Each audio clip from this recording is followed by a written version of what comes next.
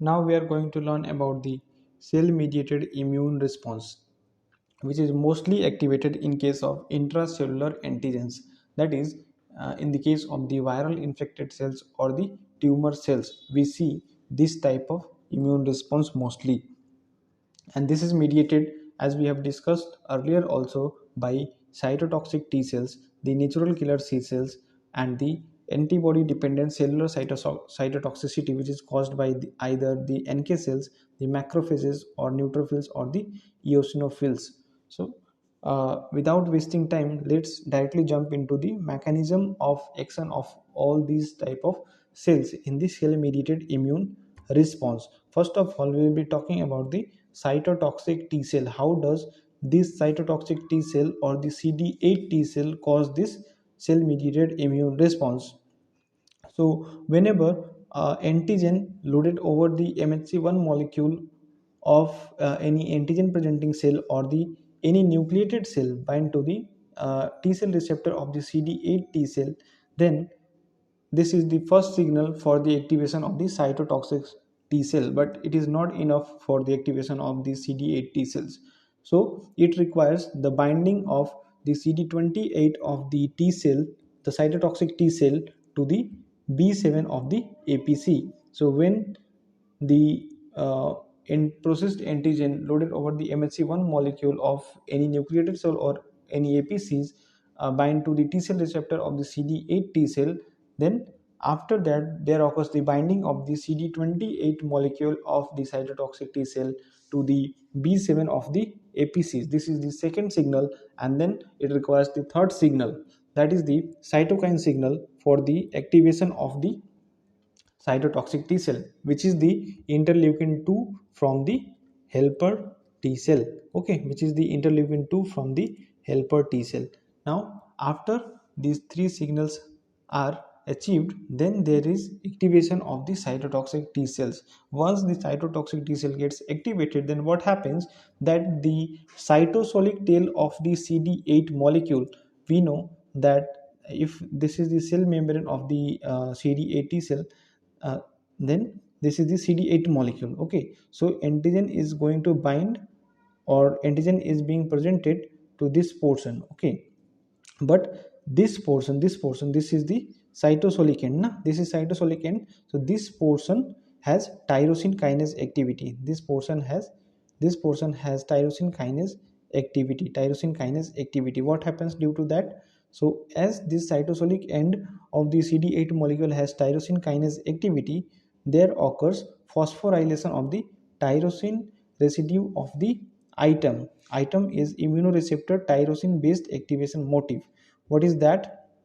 So we I must tell you that the with along with the CD8 receptor, there is also one molecule present in the cell membrane, that is the item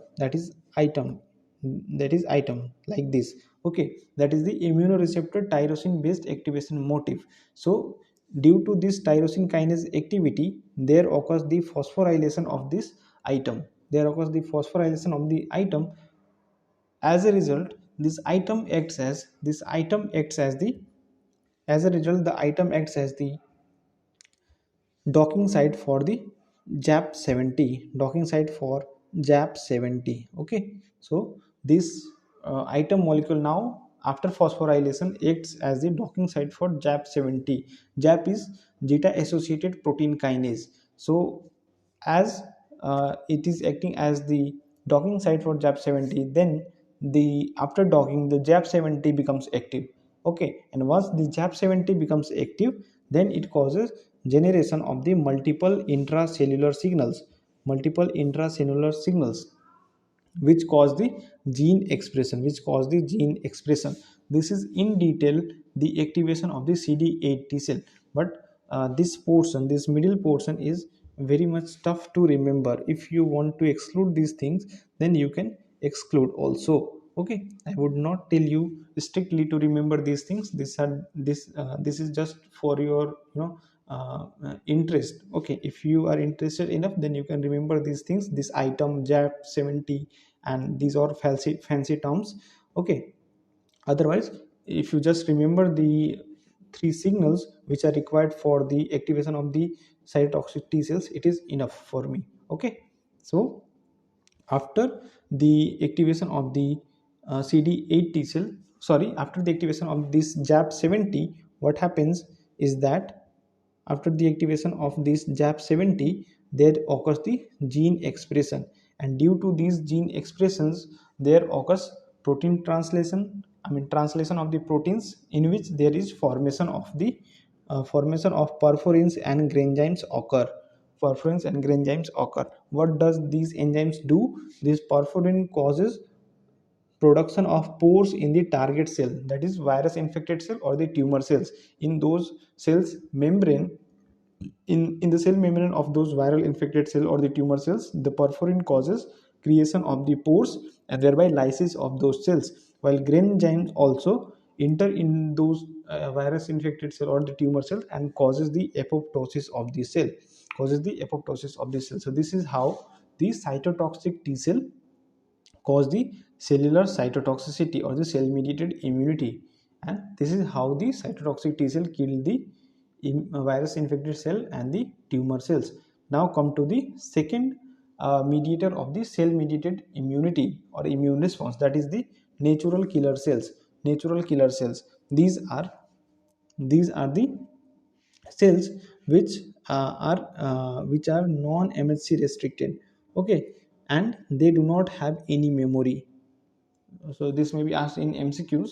So please remember that NK cells are non-MHC restricted and they have no memory. The markers of the NK cells are CD16, CD56, CD94. These are important for NEET PG exams. So you can exclude also, or you can remember also. These NK cells also kill the tumor cells and the virus infected cells. Now the mechanism of killing by these NK cells is quite different. How is that so? So we have seen that the tumor cells and the virus infected cells reduce the expression of the MHC1 molecules over those cells. We know that all the normal nucleated cells have MHC1 expression over their cell membrane. Okay, isn't it? So once that normal cell gets activated, infected by a virus or get infested by a tumor within it, then the expression of that MHC1 molecule gets reduced. And we should remember that MHC1 molecule is the inhibitory signal for natural killer cell. Like the natural killer cell do not kill our normal cells. Why? Because we have MHC1 molecules. Those MHC1 molecule inhibit the NK cell and prevent the killing of them by the NK cells. But since these virus infected cells and the tumor cells have reduced expression of the MHC1 molecules, that means that inhibitory signal to the NK cells has been lost. Now the NK cells are free to act over those virus infected cells or the tumor cells. So by that the NK cells recognize certain ligands, and that is reduce MSC1 molecules, and uh, by their activation receptor, that is CD6 present over the NK cells, and then the NK cell gets activated and secrete the perforin granzymes, and by that same mechanism cause the apoptosis of the target cell. Okay, so how does that NK cell recognize the the reduced MHC1 molecules over the virus infected cell and the tumor cell? That is by CD60 CD16. Okay, CD16 which is present on the NK cells. So okay, so this is the mechanism by which the NK cells cause the cell mediated immunity. Now as I was telling you, why normal cells are not getting killed by the NK cells? Because NK cells is non-MHC restricted cell.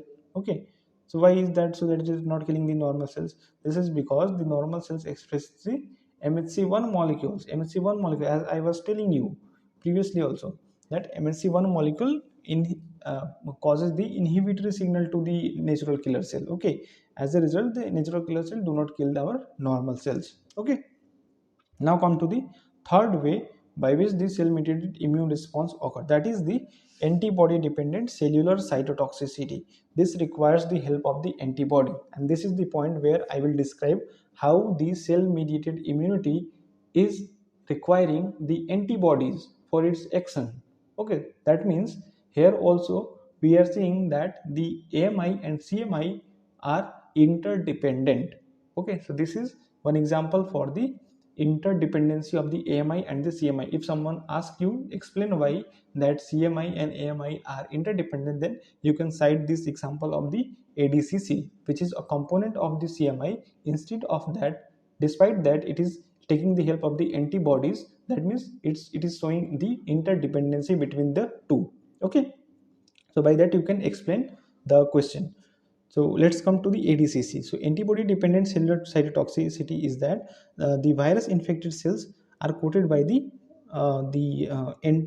FAB portion of the immunoglobulins, that is the IgG immunoglobulin. Suppose this is a virus infected cell. If this is a virus infected cell, suppose this is the virus, and it will be presenting some the virus particles over the MHC1 molecules, so or over its surface, uh, not exactly the MHC1 molecules, but it will present over the surface. So FAB portion of the immunoglobulins, what does that do?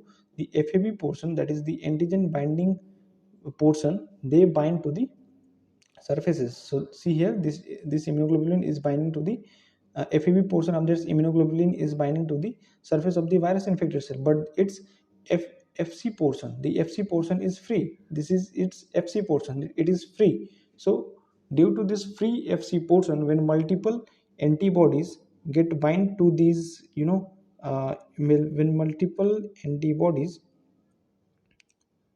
when multiple antibodies get bind to the surface on the virus infected cells, then the NK cells or macrophages or eosinophils or neutrophils, any one of them gets recognizes these type of cells which has immunoglobulins bind over their surface. So once they recognize these things, they will come and bind to this FC portion. These any one of these cell comes and bind to the FC portion, like this portion. This is the FC portion of the antibody, and they will bind to the FC portion of the IgG immunoglobulin through their FC receptor, and then they get activated. And after their activation, they release different types of enzymes. Like if it is a NK cell, then it will be releasing the porphyrin and granzymes. If it is a neutrophil, then it will be secreting the lytic enzyme. And if it is a eosinophil, then it will be secreting porphyrins and lytic enzymes. If it is a macrophage, then it will be secreting lytic enzymes. So whatever may be the cell, the fate is always the lysis of that infected cell. So there will be lysis of that infected cell, by the different enzymes secreted by different types of cells. So this is the mechanism of the ADCC. So this is all about the different mediators of the cell mediated immune response. I cannot make this topic more easier than this. This is, simplest version of the cell mediated immune response. Okay, that's all for this. Next we'll be talking about the humoral immune response or the antibody mediated immune response.